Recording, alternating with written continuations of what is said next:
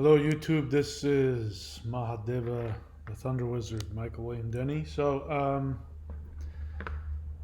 I'm going to simply read from you, or read for you, from my book, Odin Says Jesus Was a Coward.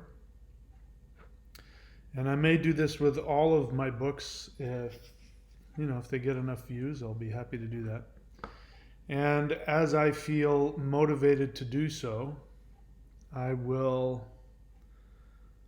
stop and comment. Sorry, I'm that's what I'm looking for. I had it on PDF, so I had to get the PDF program up so I could look at it. So I'm doing these live because YouTube likes live streams. And if there's some interesting questions, I'll take them. I think most of the world that this gets broadcast to is probably asleep at this point, but we'll go ahead and do this. So this is by the way, just to let you know, in case you're not aware, I do have books. To find all of my books, you go up here to courses.thunderwizard.com, and you can click on the link for the books. You can also type in the title of this into Amazon, and you should be able to find it. But let's see what happens. Let's see how this goes. I don't think I'll get this all done in one sitting, but let's find out. My books tend to be pretty short. They're just very dense. Even I had a hard time writing them because I would write these really long run-on sentences because I'm trying to get so much information out of my head onto the paper. So anyway, here it comes. This is my book. Odin Says, quote, Jesus was a coward, unquote. The monotheist subversion of traditional religious thought by me, Michael William Denney, copyright 2014, all rights reserved. So that's when I wrote it. Finished writing it in 2014. So we're going to start with the introduction. Okay, here we go. Please allow me to address the title of this book. I know it will stimulate strong reactions. Let me be clear that I am aware at how incendiary the title is. I did not invent it for effect. This is actually what I heard in a dream while I believed I was conversing with the god Odin. I cannot say whether or not I was actually speaking directly to Odin. I was, in fact, dreaming when this conversation took place.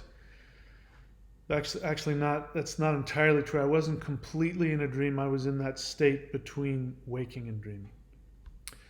I was in fact dreaming when this conversation took place, but the content of the conversation was so shocking to me and felt so very real that I woke up immediately afterward and remembered in detail what was said. While this tends to persuade me personally that I was in fact conversing with Odin himself, I completely understand how the reader may simply conclude that I was conversing with my own subconscious while sleeping. Now, if I were to write today, I would have used the word unconscious, not subconscious. I am not opposed to this explanation, nor am I opposed to accepting a possible simultaneous acceptance of both realities, especially when I consider the possible definitions of who and what Odin may or may not be. I did not choose this title solely for shock value. However, it is my intention to convey to the reader the shock I received when I heard this phrase spoken to me in a dream. In actuality, I tried to come up with a better title and I couldn't. That one sounds like something, children say on a playground. So-and-so says, and when I shared this with one of my friends, he kind of made fun of me. Odin says, well, Jesus says. But I couldn't come up with a better title to, because I wasn't trying to say that I thought that Jesus was a coward. I was trying to share, hey, this is what I heard Odin say. And this book was the resulting investigation that it led me on. Okay, so next chapter, the setup.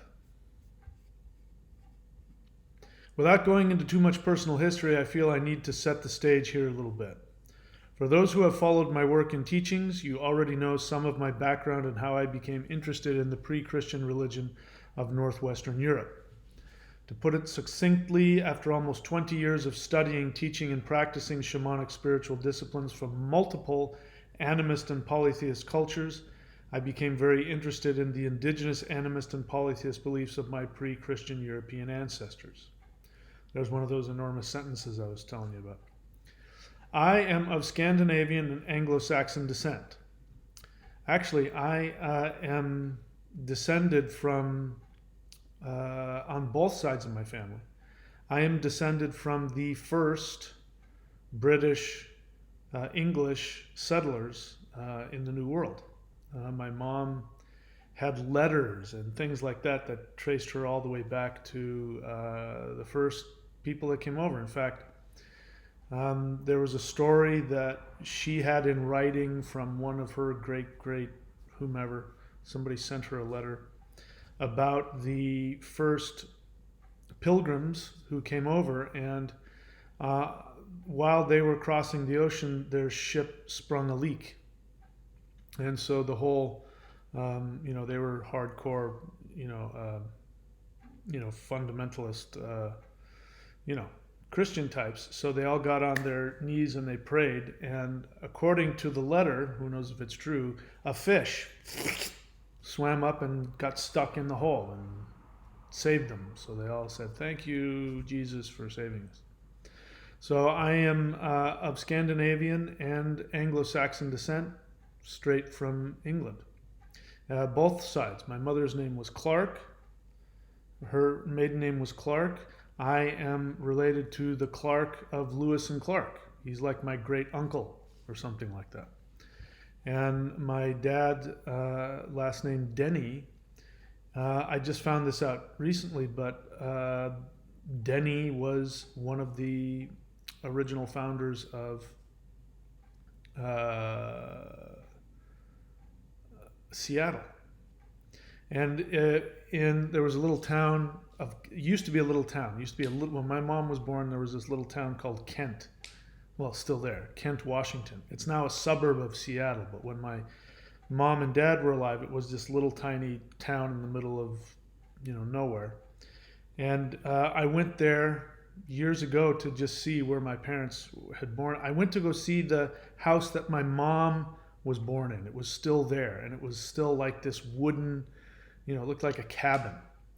And it was still there, and I went and looked at it, just to say I saw it. And I went to a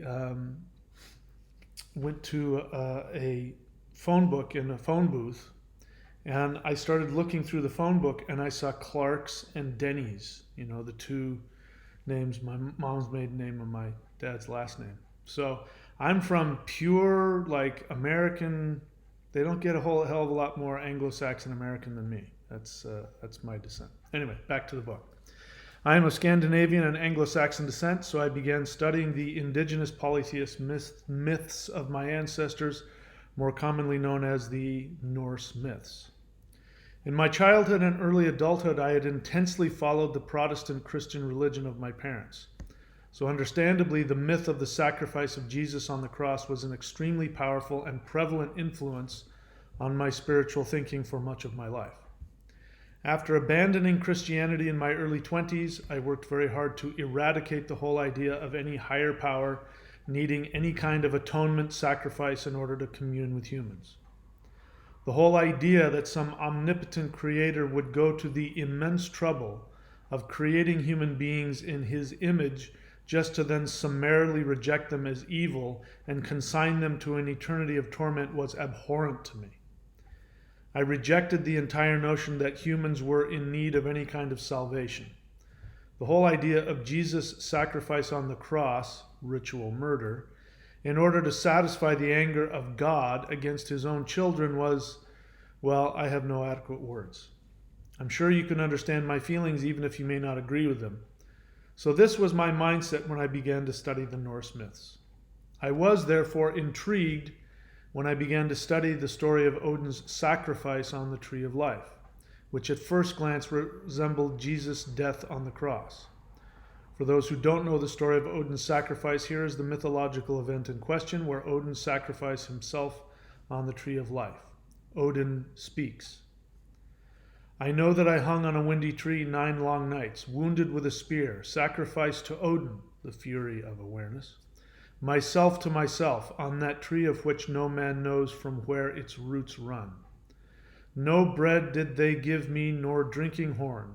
Downwards I peered. I took up the runes. Screaming I took them. Then I fell back from there. At first glance, this myth seemed to remarkably resemble the sacrifice of Jesus for absolving the sins of the world.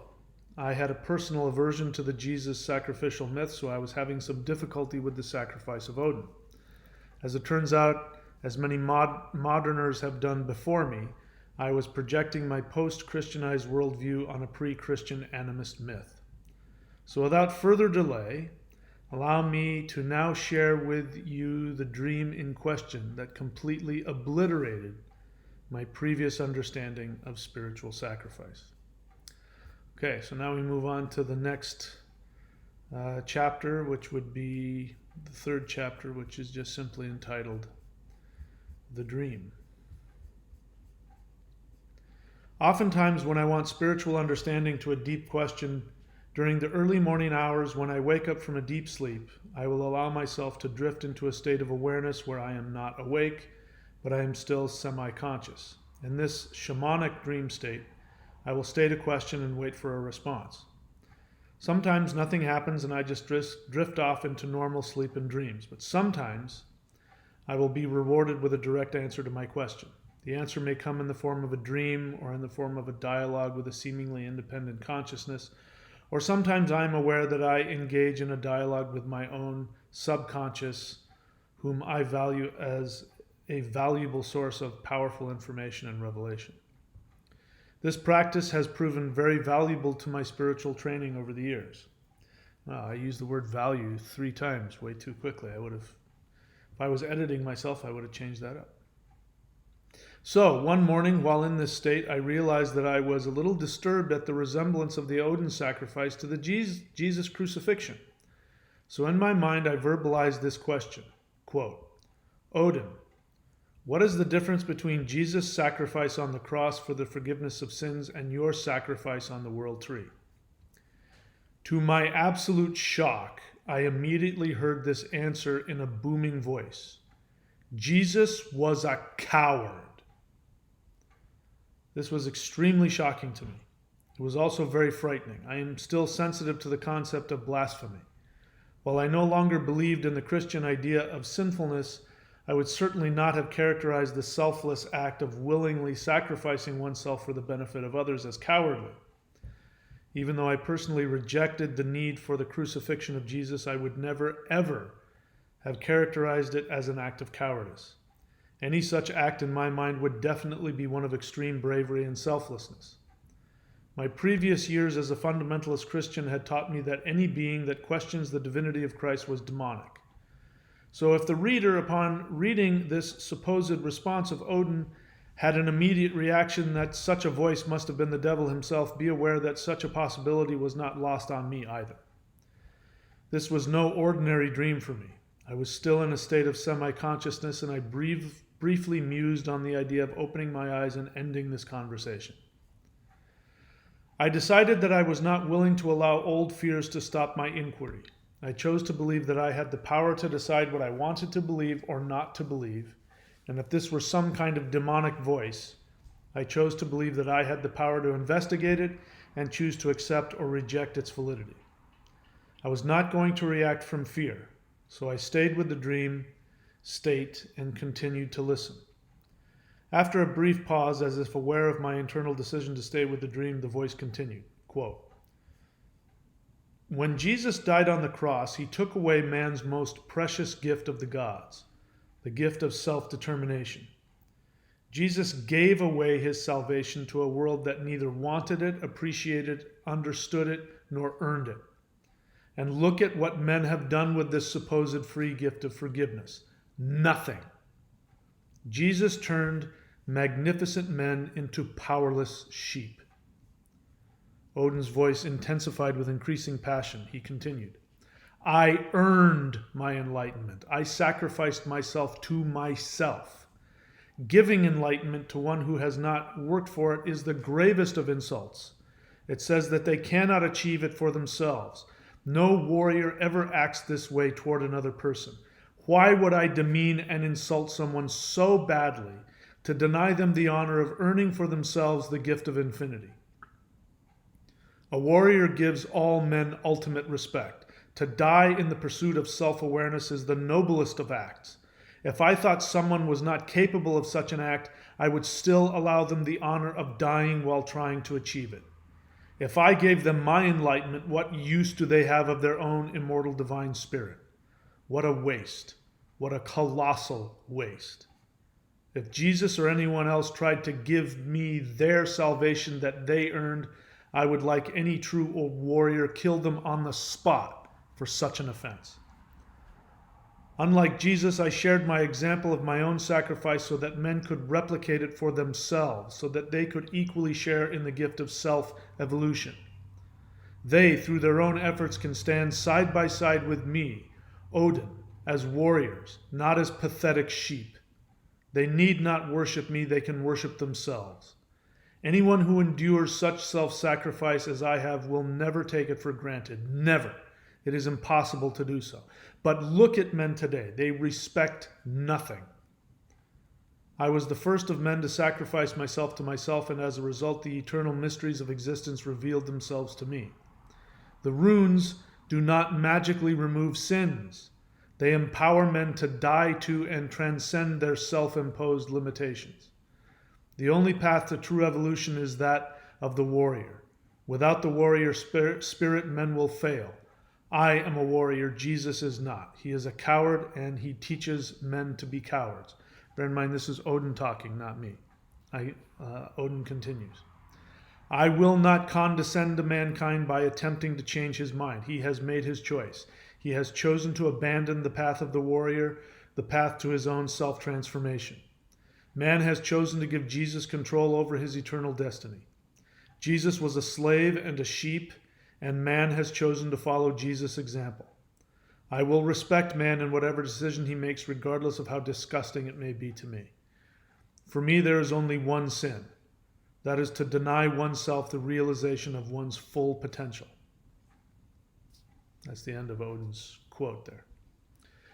Odin's words are pretty straightforward. There is no need for me to examine or explain them. I will let them stand on their own merits and allow the reader to make his or her own conclusion about them.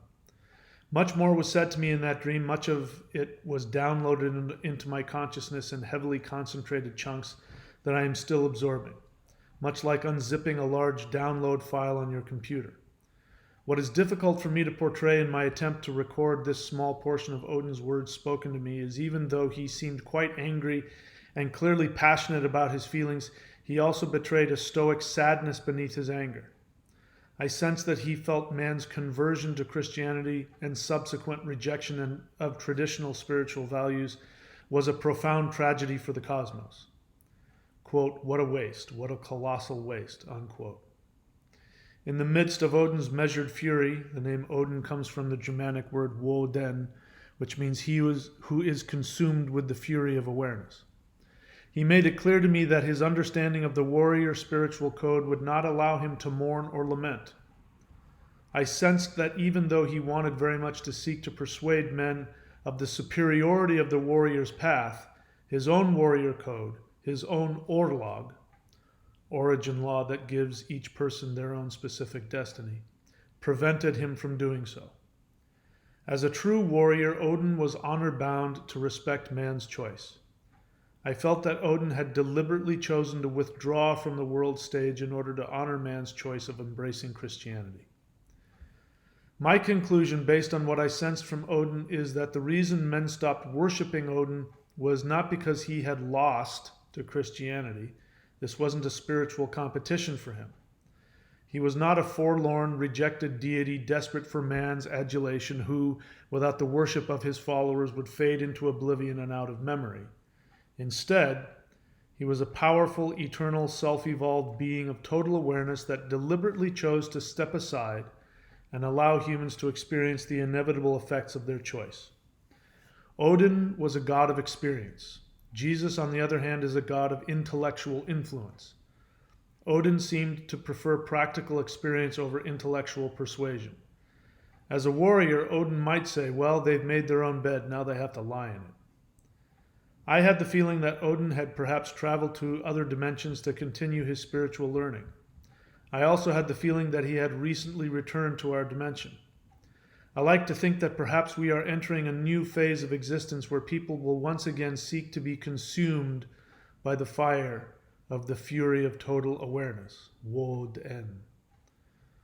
Well, you might ask, if Odin had voluntarily retired from the world stage, how is it that he spoke to you? Good question. I think simply because I sought him out and asked him a question. Odin did not unilaterally force his opinion on me. Unlike the Judeo-Christian God who opens the heavens and parts the seas, strikes men blind, and loudly blasts his message upon humans with his unsolicited advice, Odin's warrior code prevents him from unilaterally thrusting his message upon men. But apparently he is willing to share his message if invited to do so. So there is still some hope for us after all. That's the end of that chapter, but there's something that I want to say here. And, I'm reading this out loud, I think pretty much for the first time since I wrote it. And what I find interesting is that I had this feeling that Odin had left the stage, had left our universe for a while and had come back. What I find interesting about that is that if you look at the Vedic understanding of yugas, which is like epochs, that the epoch where polytheism thrived was in the epoch that was called Dvapara Yuga, which was followed by Kali Yuga. We have since come out of Kali Yuga and we are now turning the corner and going back in the same direction, in like an ellipse. So here's the center of the cosmos, which is a black hole, which is the center, the closest thing to God we get is in our galaxy there is a black hole. That is the center of the consciousness of everything in our galaxy.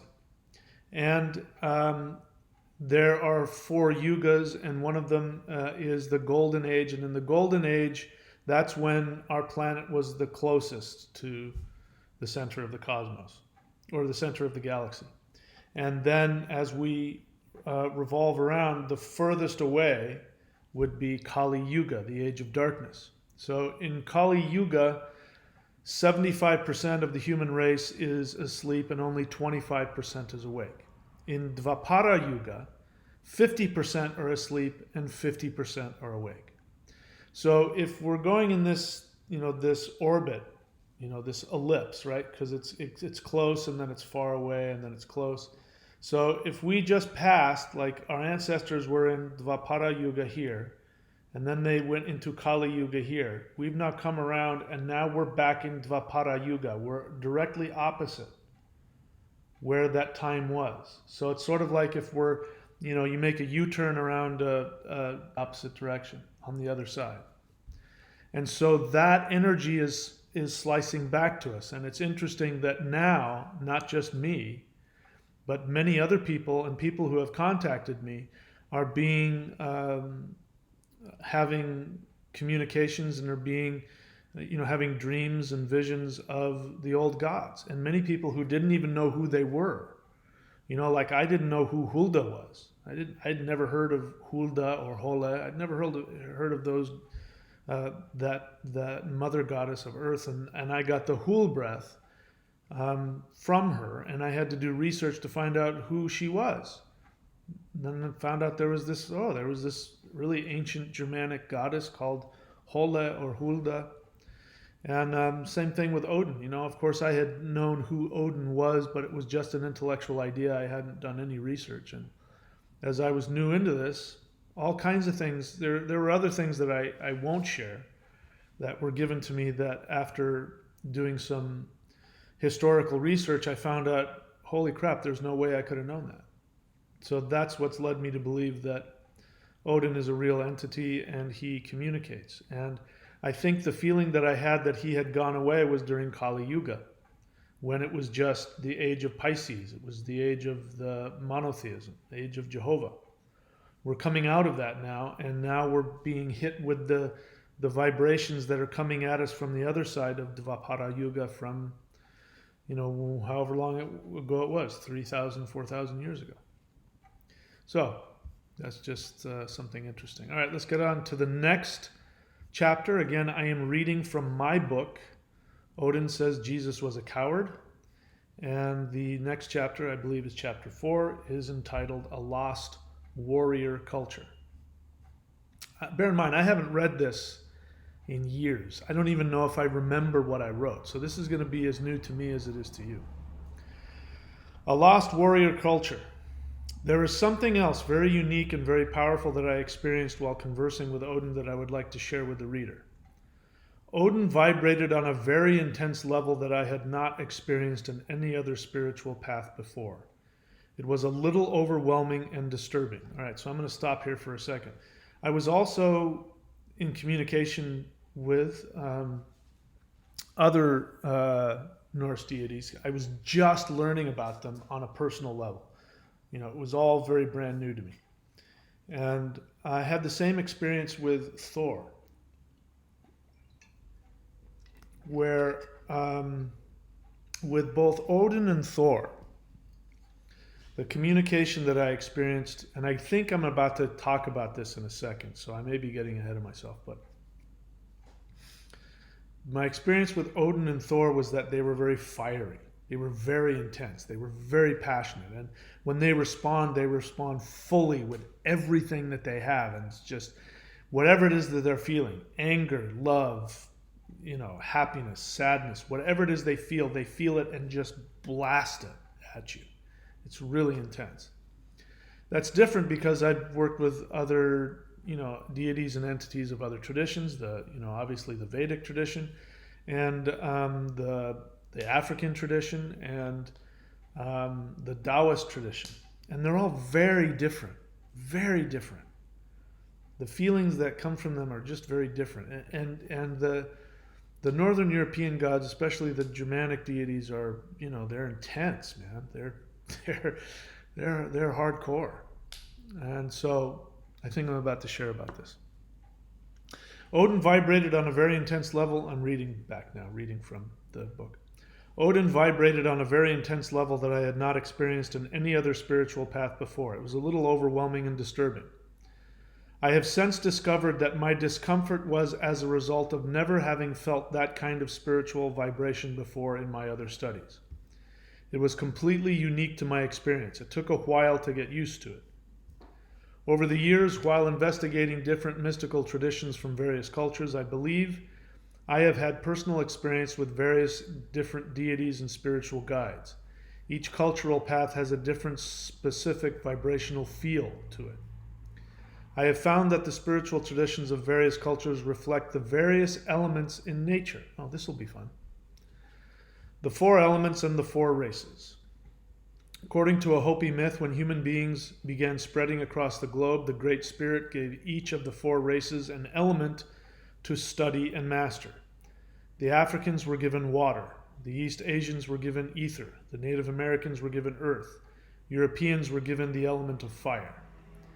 I mention this Hopi myth because it has been my experience that the traditional spiritual paths of these various cultures do, in fact, reflect the elements as presented in this myth. I explain this more fully in my first book, The Thunder Wizard Path. The deities within each cultural path, in my experience, tend to feel different from one another. For example, Chinese spirit guides tend to feel very aloof. They tend to be very unassuming and tend to focus on practical guidance and proper protocol. If the student is not ready for a specific teaching, Taoist spirit guides tend to just disappear until one is ready. When studying Taoist spiritual practices, the indigenous spiritual path of China, with a Sifu, or master, if a student shows a lack of maturity or patience or is disrespectful to the teacher or the teaching, the Chinese master will not get angry. He will simply quietly remove himself from the student or only interact with the student through one of his other students and not teach him directly any longer. I've seen this with my eyes. I've seen this go on. And in fact, my teacher went through that with his teacher, where his teacher wouldn't talk to him. And he would talk to other students, and his name was Richard. He'd say, hey, go tell Richard to back up his car and do such and such. And he'd be sitting there going, I'm right here. And he would walk by like he wasn't there.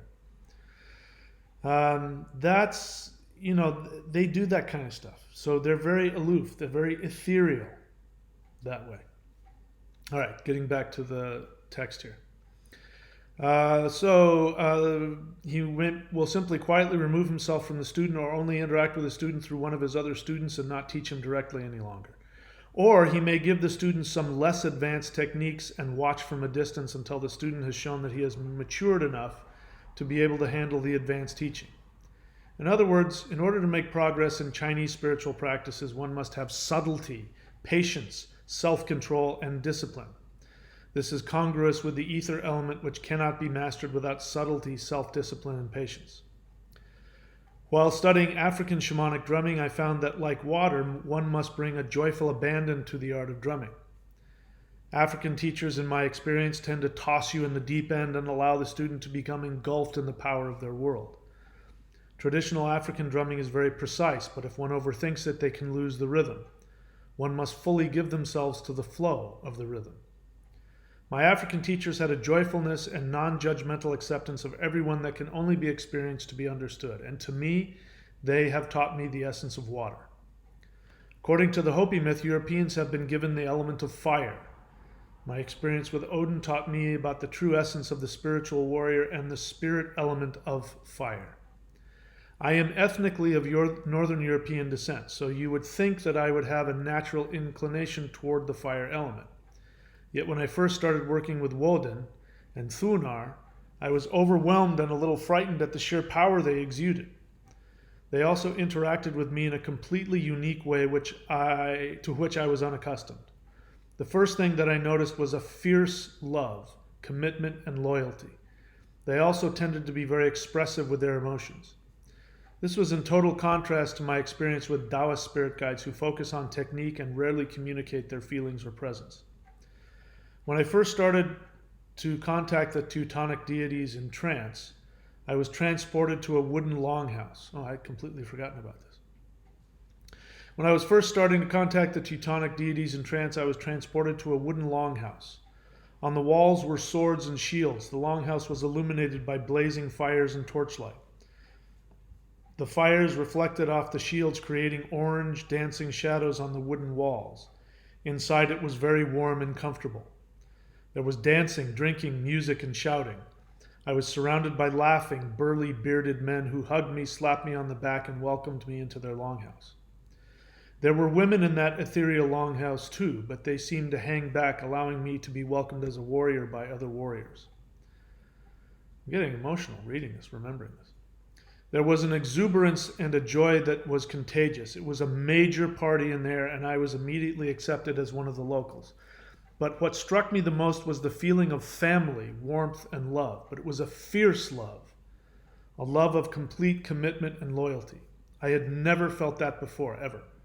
The warmth of that place penetrated into my entire being. You may remember my description of the Chinese method of dealing with students who make mistakes. The Chinese master does not scold, he just retreats and withholds knowledge. Well, I learned something about unconditional love within the fire element. When I unintentionally made a disparaging comment about Thor, he immediately became angry with me, and in my spirit I felt him shout, "How dare you insult me? Never, ever betray your family." And then as quickly as it erupted, the anger disappeared and the warmth and love returned. I remember feeling guilty for a while. I really felt guilty after that. The intensity of Thor's anger was shocking to me. I began to feel attacked and hurt, but then I realized that his anger was not directed at me in the same way that humans express anger. There was no judgment or revenge. After a lightning strike, the air feels cleaner and energized, like the sudden flash of lightning that accompanied Thor's reproach. Once he expressed his feelings, the anger dissipated and the unconditional love returned. In fact, it had never left. True love expresses itself without fear or remorse. I would find later that Thor also emanates a deep peace and boundless unconditional kindness. He is not always so fiery and explosive. Thor's honest expression of anger was the act of a totally committed close friend who trusted me enough to honestly reflect how I was unintentionally hurting him. It was an act of vulnerability, love, and commitment. There was also a feeling of respect that comes with total honesty. There was no need for disingenuous, codependent, false kindness. These fire people shared exactly what they felt and held nothing back. And wait a second, he called me family. I had to think about that. I wasn't just his devotee, I was a member of his family. I was in for life. There was nothing I could do to lose his love. Unlike the Chinese master who retreats and lets the student learn on his own, the fire teachers stay with you in your mistakes and burn away the misunderstanding. You guys see something in that? You know, on the Q&As? You starting to see something there? Maybe a resemblance? It took a long time for this to really sink in. I'll be honest, for a few hours after this encounter, I felt shameful and guilty until I realized that it was my choice to feel this way. I had never experienced a family member who had an expression of healthy anger. This would take a little time to incorporate into my psyche. What Thor taught me was that it was okay for me to feel hurt and angry and to express it. The Teutonic deities express their feelings openly and fearlessly. This is the element of fire. Fire is associated with the heart center, the center of love. Love means relationship. Love is intense. It is passionate. When one loves from the heart, it is given completely and totally. When one commits, one does so passionately and without reserve, and it is for life. This is the element of fire, and it was my ethnic heritage. Unfortunately, it is my experience that this understanding of the spiritual mastery of fire has been lost to modern Western society. We have become divorced from our hearts. We have retreated to the prison of our intellect. Don't get me wrong, intellect is important. Odin is a god of the evolved spiritual intellect, but intellect without heart is empty and sterile. So I want to stop here for a second. You know, this is one of the reasons I cannot stand passive aggressiveness. I can't stand it. And passive aggressiveness is infused in codependent love and light. The love and light crowd, you know, and I get this, I'm getting this now, you know, because I put up a couple of videos that I know push a lot of people's buttons. And some of the passive aggressive people pretend, you know, people start with, you know, I respect your honesty or something like that. And then they'll come with this passive aggressive, you know, pseudo psychological, you know, and I can't stand it. I really can't stand it. Listen, I don't like being yelled at either. But, you know, if you yell at me, at least I know where you're coming from. Passive aggressive, ass kissing, I hate it. I just have no tolerance. And the point is, I'm not going to do that with you guys. If we're doing Q&As and you say something stupid and I react like I am now, it's not because I'm judging you, it's because I see better in you. Why are you being so ridiculous? Why are you doing that to yourself? Knock it off. It's coming from that same place. It's coming from a place of caring. You can make your judgment about it. Certainly I have, you know, things I need to learn about it and growth that needs to come. But, you know, at least you know where I'm coming from. All right, we'll continue. So don't get me wrong, intellect, we have become divorced from our hearts. We have retreated to the prison of our intellect. Don't get me wrong, intellect is important. Odin is a god of the evolved spiritual intellect. But intellect without heart is empty and sterile. Intellect is a Latin word which translates as to pick apart. This is exactly what the intellect does. It looks at our surroundings and picks things apart in order to identify them. Intellect is important because it is essential for humans to be able to separate and identify differences in order to function and survive in manifested reality. But when intellect is separated from its spiritual function, it becomes a tool with which we can easily become trapped within ourselves, cut off from the power of spirit.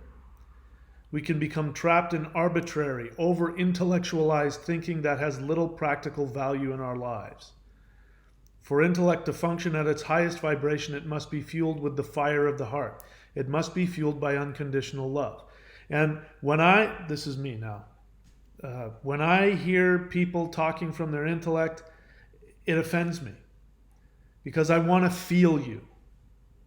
And when people are stuck in their intellect, spewing out all this stuff, when people want to argue with me and try and use clever words, which, by the way, don't even bother. I'll destroy you. I'm the last person you want to get into an intellectual argument with. But when they do that, it does more than anger me. It hurts me. It's personally hurtful and offensive. Now, that's part of my growth. I got to let people be where they're at, and a lot of people, if they're going through whatever they've been through, if they've lived in their intellect all their lives, I can't expect them to operate from their feelings. But that's what happens. I get hurt and I get angry, and it's offensive to me, and it's beneath you. We deserve to tell each other what we think and what we feel, and it should be okay. The French people get their word from Frankish, and the word frank. We say, can I be frank with you? That means because, those original Frankish warriors were seen that way. They just blurted out their feelings. They didn't hold them back. And it was done in a safe space. The typical, the stereotype of the passionate Italian family. Everybody's screaming at each other and they yell and scream, but they love each other. They yell and scream at each other, and then they hug and they kiss. And then they, if it's two couples and they're yelling and screaming, and then they hug and kiss and go make love. It means that it's safe to have your feelings and to express them. And this is one of the really tragic things that came about with, specifically, Protestant Christianity, or the stiff upper lip, the British stiff upper lip. That's not, Anglo-Saxons didn't used to be like that. So, the word WASP, white Anglo-Saxon Protestant, what is it you see? Somebody who's got a stick up their ass and is, really just... We should give each other the honesty to tell each other how we really feel. And, I do this a lot of time. I did the recent video with the woman that just emasculated me and used Vedic astrology to really cruelly emasculate me. That started with me trying to get her to be honest. I said, come on, cut the crap. Say what you really want to say.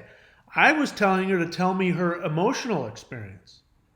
I wasn't trying to goad her into taking that knife of Vedic astrology and slicing my nuts off. That's a whole different thing. Being honest. This is how I am honestly feeling about you. This is the trait of our ancestors that we lose. Being that, those of us who are of Northern European descent, this is going to be our nature. But if we stuff it down, then what's going to happen is it'll explode, and at the wrong time and in the wrong ways. This is codependence all over the place. People who pretend to kiss your ass and constantly give you things and set you up and give with strings attached. When it builds up in them and enough times they feel rejected, they just explode all over you. Passive aggressiveness. I can't stand it. That is not the way of our fiery ancestors. All right, back to the book here. The fusion of heart and mind was the legacy of pre-Christian European people, and it was lost to us when we allowed the sterile message of spiritual separation to divorce us from our ancestral spiritual heritage. That heritage is the mastery of fire and living from the heart. This is what the Teutonic deities offer the world. When we abandoned our polytheist animist heritage for the dualist separation contained within monotheism, we separated our hearts from our minds. And without this spiritual love, the fire of separation is literally destroying our world and our environment. I watched that here in Australia, the worst fires I think the world has ever seen, in modern times anyway. As the inheritors of the element of fire, we Westerners still spread fire across the world just because we have buried our ancestral teaching beneath the dualism of monotheism does not stop the fire element from working through us.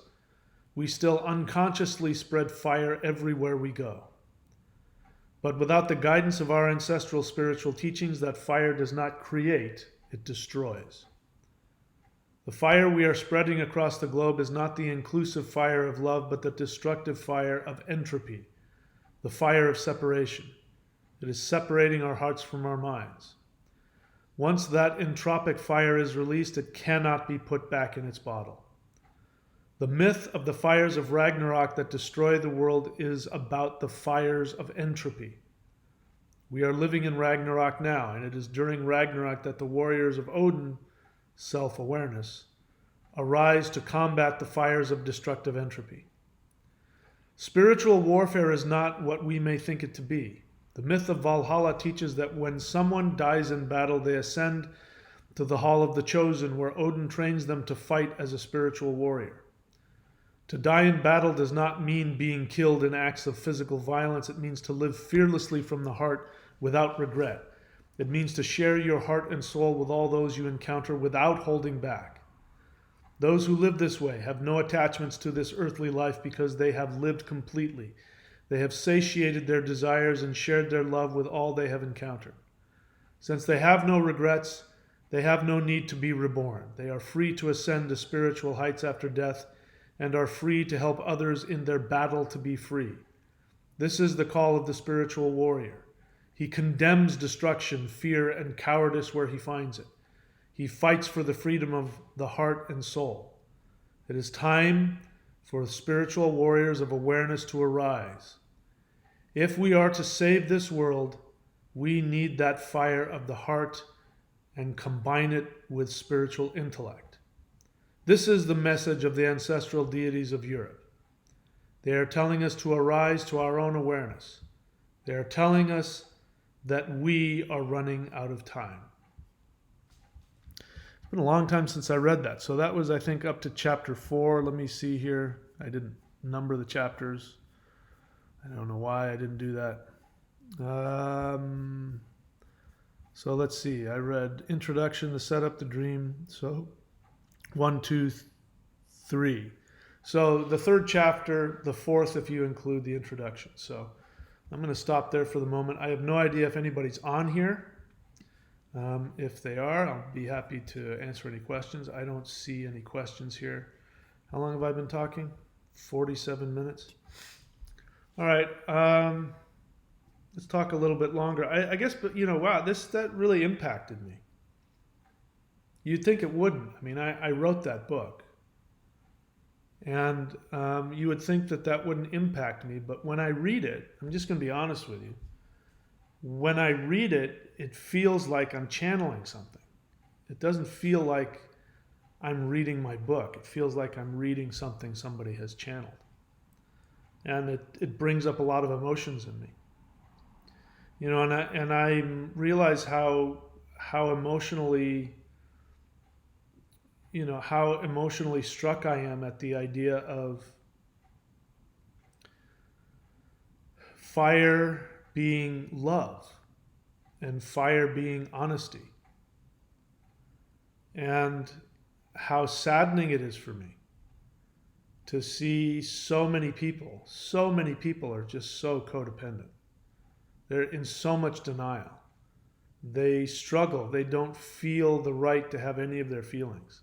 That it's unspiritual to have negative feelings, to have anger, to have sadness, to have disappointment, to have, all these normal negative things. Our ancestors wouldn't have judged anybody for their feelings. Having your feelings was something that, and when you read Tacitus, if you don't know who Tacitus is, I'll write his name down here. Tacitus, the Roman historian, he talks about, he's basically like, one of the first Romans who goes in there to fully experience the Germanic tribal culture. And bear in mind, for him and for the people of Rome, the Germanic people were the same to them as seeing the people in New Guinea is to us. Like if we go to New Guinea and find an uncontacted tribe and we hang out with them and watch what they do. That's what it was like for Tacitus. He was like, these primitive people, and he marveled at their generosity. You know, it's interesting. I've talked about this before, and it's amazing. People will want to fight about it. You know, heathens will want to fight about what I'm about to share with you. And he says that when in Germanic tribal culture, if a stranger comes to your house, you are honor bound by the gods to take them in. You have to take them in. The gods, it's a commandment. You must take them in. You must feed them. You must take care of them. And he talks about how generous they are. That if, you know, that, and I assume this was his experience because he talks about it as though this is what happens. But when a guest comes over, you know, and you're a guest or a stranger, they have to make this big party for you and give things to you and cook food for you. And then they take you over to the neighbor's house. When they've run out of meat and food and whatever else, they go, hey, let's go over to so-and-so's house. And they go over to so-and-so's house and they knock on the door and they wake him up and they say, hey, we got a guest here. And they go, okay. And then they go and gather the food and gather the family and get the meat and whatever else, and the party continues. And if you are there and you see something of value, you know, like say you see a valuable bracelet, you go, wow, that's really beautiful. They go, oh, you like it? Here, take it. And if you don't take it, it's, you know, it's like an insult. You have to. But they also expect that you do the same. If they like something on your belt, you have to give it to them. This idea of gebo, of giving back and forth. This was the Germanic way. And what is the stereotype of the Germanic? The stiff upper lip, you know, the white Anglo-Saxon Protestant who's got to stick up his butt, the German Nazi. You know, that is a result of what happened when we walked away from our gods of fire. That's what happens. And that fire doesn't go away. It just becomes really destructive. You know, and Native Americans will tell you that, you know, fire people, there's a reason why technology and Europeans go together, because our technology is all based on fire. You know, electricity. A spark plug in a car. You want to turn on the car, it starts with a spark plug. It burns gasoline. Nuclear weapons. There's no coincidence that we are the people who created that. So that all that fire that we were meant to master, when it's not connected and grounded to the earth, that's what happens with it. So, I wanted to stop there. Let's move on. So, where was I? So, this is now chapter, let's see, we got introduction, 1, 2. So, this would be chapter 3, not counting the introduction. So, let's go there. Let's see, what page is that? 27. So, let's go to 27. Now, this, of course, is 27 in my PDF. It may not be that in the book. I don't know what it is in the book. Okay, so the next chapter is called Blood Sacrifice. Excuse me. Traditional blood sacrifice entails the ritual killing of an animal and offering the blood of said animal to a god or spirit in order to receive favor or spiritual power.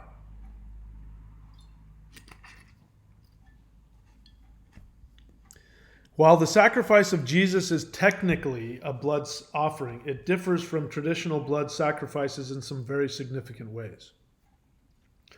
To best understand these differences, we need to examine what traditional blood offerings were designed to do.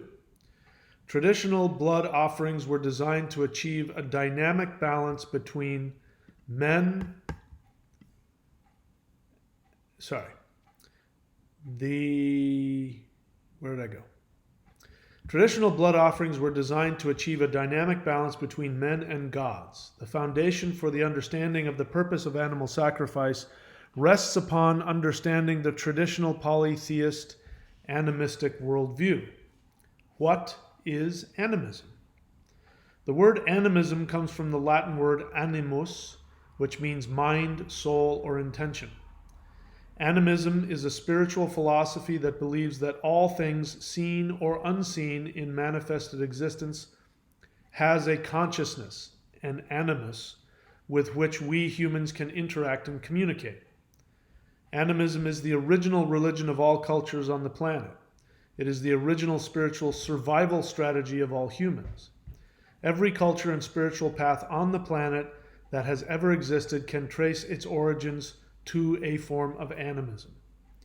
It is only in the very recent centuries that human beings have abandoned their traditional animist belief systems. Animism believes that the cosmos is a place of dynamic and sometimes violent or even seemingly chaotic activity. This dynamic interaction of forces are not seen as random events, but rather the expressions of various consciousnesses that sometimes are temporarily at odds with each other in the process of achieving a state of harmony and balance. The main goal of animism is to help humans achieve a dynamic, interdependent balance with the various forces in their environment. Animist ritual is one main tool designed to help humans achieve a state of dynamic balance with a diverse and conscious cosmos that is always moving and changing. Ritual sacrifice is an important tool of survival in animist religions. Blood sacrifice is a ritualistic strategy for transforming life force energy to become available to be utilized for the benefit of mankind. Animists understand that life force energy cannot be created, it can only be transformed. This transformation cannot happen without an exchange of energy. A price must be paid. To pay this price, humans offer up to the gods something of value to themselves. Traditional blood sacrifice offers up the life force energy found in animal blood to the gods in exchange for whatever is needed. The gods were believed to have the power to transform the raw life force energy of the animal sacrifice into any form to be manifested on earthly plane. For example, if a village needed rain for the planting season, the life force of the sacrificed animal was given to the gods, who were believed to be able to transform that energy into rain.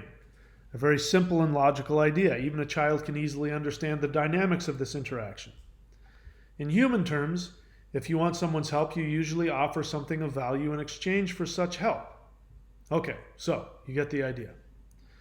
The reason why we see very little animal sacrifice in modern times is because our perception of the value of animals has changed considerably from that of our ancient ancestors. The original reason that animals were sacrificed in polytheist and animist religions in ancient times hinged upon the human perception of the high value of animals. So, for the vegans out there and the vegetarians who, it's okay if they don't like it. I personally would have difficulty doing it. But you must understand that originally there was a tremendously high value placed on animals, and it sort of gives the understanding of how much value they saw them as. It was very, I've shared this before, but, I watched a video on YouTube of one of the oldest continuous tribes in Africa, and they hunted in the traditional way. The traditional way was they ran. They chased down their prey. Now that doesn't mean like a lion chasing down something. Like they jogged long distances. They would find the tracks and they would just start jogging. And there'd be 3 or 4 of them. And they would slowly catch up to the animal. The animal would see them and start running and take off over the hill and run really fast. They would just keep slowly following the animal's trail. If they didn't know, they would put their hand out. This was so interesting. They would put their hand out to feel where the animal was, the energy, and then that would show them where to go, and then they would just keep jogging. And then when the animal, now this would go on for who knows how long, hours and hours and hours. That's why you see people jogging up and down the street. In case you want to know why people jog, that's why. It's built into us. It's tens of thousands of years old, probably hundreds of thousands of years old. And they chase down, and they finally, the gazelle or whatever it is, can't do long distances. Human beings can jog for long distances. Animals can't do that. They can run really fast for short distances, and then they get tired. So what ends up happening is that the animal ends up having a heart attack. And so as it's lying there having a heart attack, they have a spear and they throw the spear at it and they say it's just really symbolic. It's more like the energy that they put into the spear. It's not so much that the spear kills them, it's just the animals and just the shock of it and the energy of it is what finally does them in. And then as the animal is dying, they gathered there and they're scooping up the earth in their hands and they're putting it on the animal and they're talking to it. And they're telling it it's okay, go back to Mother Earth. Go back to Mother Earth, it's all right. We have to do this for our family. We're so sorry. Thank you for your sacrifice. We don't wish you any harm. We just need to feed our family. And they're putting, and they're touching the animal like it's, it was one of the most amazing things I've ever seen. It's on YouTube. I wish I knew what the name of it was, but it's on there. And so animal sacrifice had that kind of value attached to it. All right, back to the text. The original reason that animals were sacrificed in polytheist and animist religions in ancient times hinged upon the human perception of the high value of animals. In modern times, animal meat is plentiful. For our ancestors, eating meat was a delicacy. We moderners have easy access to meat 24 hours a day, 7 days a week, 365 days a year. Even the poorest of us in the developed world can easily afford eating copious amounts of animal flesh every day if we choose to do so. Burger King, McDonald's. Conversely, in times past, unless one was wealthy, meat was not consumed on a daily basis. Animal protein would have been more routinely found in cheese, butter, milk, or eggs. Meat only came from slaughtering an animal and promptly eating it thereafter. But to kill an animal to eat was not done without the keen awareness of the loss of a valuable animal. Thus, the animal sacrifice was a precious gift to the gods of humans' most valued possessions. Sacrifice was no mere symbolic gesture for the average tribal person. Most animal sacrifices were accompanied by feasting of the animal by the whole village. Not only did the individual sacrifice his valued animal to the gods, he also freely gave of its sanctified meat to the community at large, where everyone could not only eat but be blessed by the sanctified meat. Sacrifice was an act of generosity to all. So do you understand that? It's like if the village is having a hard time and there's a drought and they need rain, right? One of the wealthiest people in the village, there probably was maybe a lot of pride attached to it, I can imagine. One of the wealthiest people is going to take one of his prized cows. Imagine a cow. A cow back then would have been worth thousands, and it would have been the same as like a car. You just don't squander that kind of thing. Especially the tribal Germanic people, they lived in the equivalent of a jungle. The whole of Germania was a swampy, thickly forested jungle. It was so thickly forested and there was so much swamp and everything like that the Romans couldn't get their armies in there. That's one of the reasons why the Romans couldn't conquer them, is because they couldn't get their martial machine in there. That's where they're at. So it's not like they have today, like they have just huge herds of cows. They didn't have a whole hell of a lot. So if they're going to sacrifice something like that, it's costing them huge. So what would have happened was that some rich person in that village would have said, let's have a sacrifice. I will offer up my prize cow. And they would offer up that sacrifice, and the blood would have been poured over the sacrifice to, appease the gods. And then everybody got to eat. The whole village partied and ate, because the meat is going to go stale really quick. Do you understand what was going on here? We can't put all these things together. We only hear about this, that, and the other thing, and we talk about it, but we have to remember all the stuff that was going on. All right.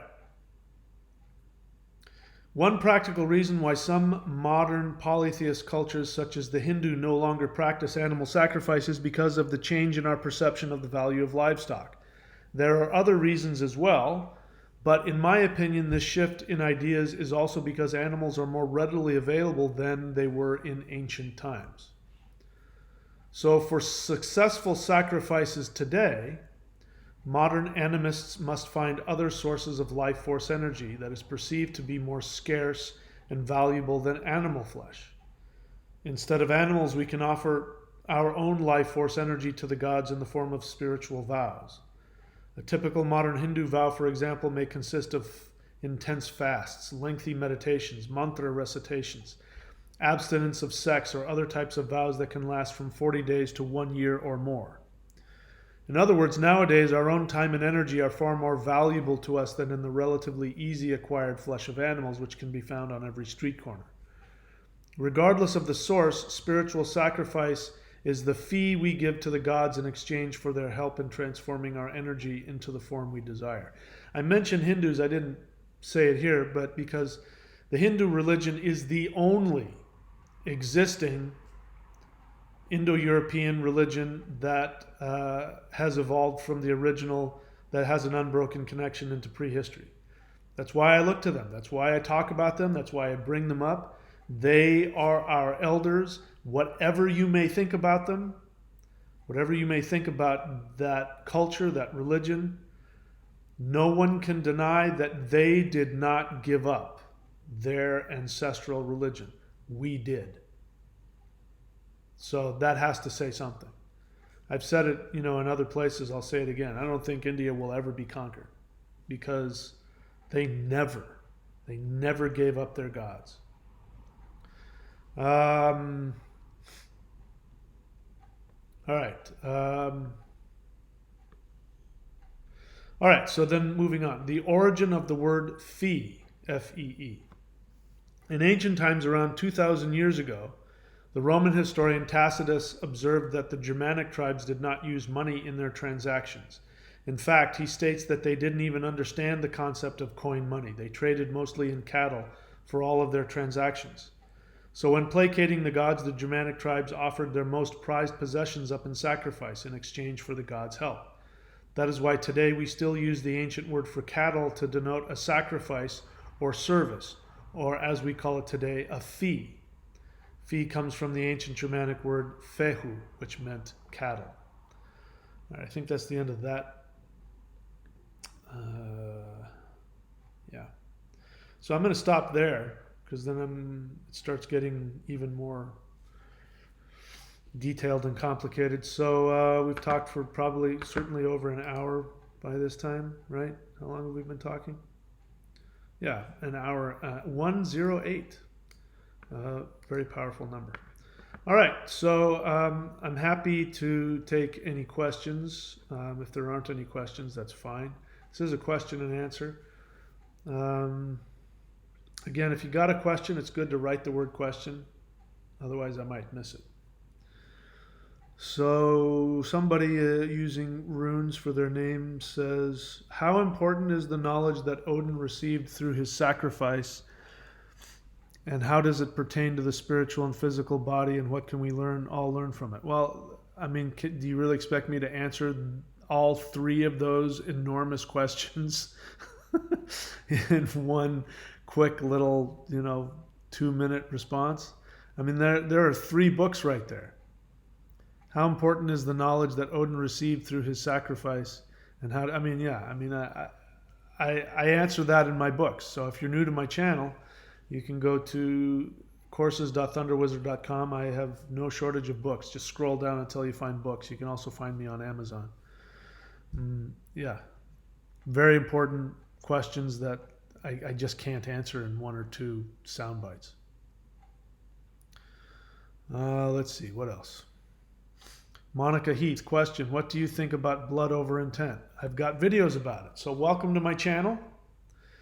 Again, let me give to you the best way to make use of my channel.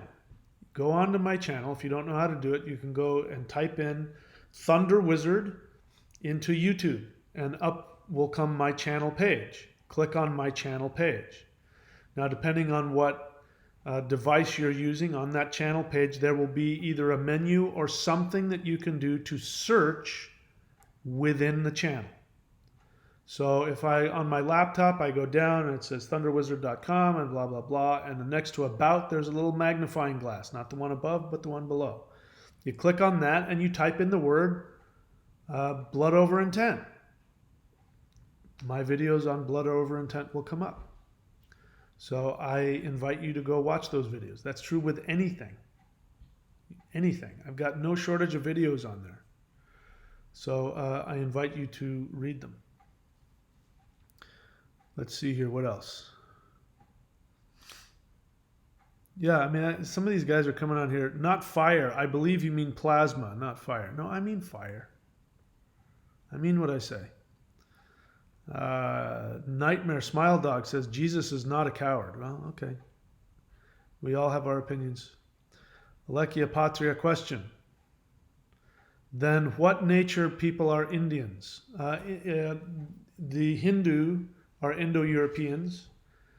We speak the same language. You know, Hindi, Sanskrit, English, Celtic. They're all different dialects of the same language. The reason why East Indians look different than I do is because 50,000 years ago, both of our ancestors came up into Europe and they went off into different directions. My ancestors lived in Ice Age conditions for 50,000 years and our DNA changed. Your ancestors lived on the plains somewhere and then migrated down into India, and your DNA changed. That's why if you take me and you put my DNA next to a guy from East India, it's going to look totally different because it has. It's changed over the last 50,000 years. But our language is the same. And our religion it comes from the same root source. So that's why I look at the East Indians as my spiritual brothers, and in some ways I look at them as my uncles, because they have not walked away from their gods. We did. We walked away from ours. So the element, if you're talking about the four elements, the East Indians are fire. The Kundalini is fire. So, Odin, I could get into all of that. But Kundalini is also, the Germanic tribes didn't have that word for it, but they still operated from that same intense fire. So you guys are fire. I already talked about the Chinese. If you listened earlier, I already talked about it. The Chinese are ether, the Africans are water, Native Americans are earth. Again, this can all be found in my book. Alekia, you can read my books on all this stuff. RCHP Ashtray, I wish I knew what that meant. Question, is there a difference between Narasimha and Narasinghaya? Narasimha and Narasingha are two pronunciations of the same word. In reality, it is pronounced Narasingha. The M, what we like the word Om, the chant Om, you think it's an M, right? It's not. It's an NG sound. So there's a lot of things, whenever you have a seed sound in the Vedic religions, Om, Shring, Hring, Kling, the five elements, Lam, Vam, Ram, Yam, Ham, those have an NG sound on the end. So Narasimha and Narasingha are the same thing. You have another word in there, Narasinghaya. That is not the name. There's an ending on there. And that is used, I forget what the name of the case is, but that's used in a mantra. Om Narasimhaya Nama. The Aya means pertaining to. It's not part of the name, so you're kind of confused on that. They're the same thing. Bottom line is they're the same thing. Eric Stoop, question. Are Odin and Frigg like the right and left hemispheres of the brain? I wouldn't put it like that. They're masculine and feminine, so they would be. The Odin would be the left hemisphere and Frigga would be the right hemisphere. But that's only because they're masculine and feminine. You're extrapolating from Odin as the king of the gods or the all-father. He must represent the brain. You know what I mean? I'm not making those connections like that. So I wouldn't say necessarily Odin and Frigga are the right and left hemispheres of the brain, but only that they're masculine and feminine in that way. I mean, I think what you're saying is accurate. The left, rational and intellectual, right, instinctual and emotional. Left, knowing the runes, the letters, right, knowing magic. That would be true simply because they're masculine and feminine. But also, you're making some distinctions. I know you kind of have to because you're using the intellect right now. Left and right means this and that. But the right brain, they have intuitive understandings of the runes that the left side of the brain won't. So I wouldn't try and break it up that intensely. But it's not that you're wrong. I don't see anything wrong in your symbolism there. All right, so that was Odin says Jesus was a coward. Reading up for the first 4 chapters, including the introduction. Let's see, 1, 2, 3, 4, 5. So the first 4 chapters in the introduction.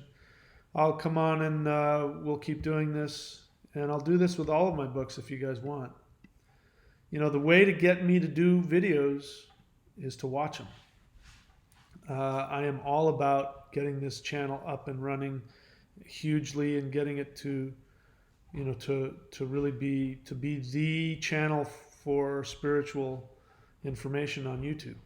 That's only going to happen if people watch the videos. So if you like videos, if there's certain kinds of videos you want me to make, I know there's a lot of videos that some of my hardcore followers are kind of upset because I'm not doing some of the things I used to do.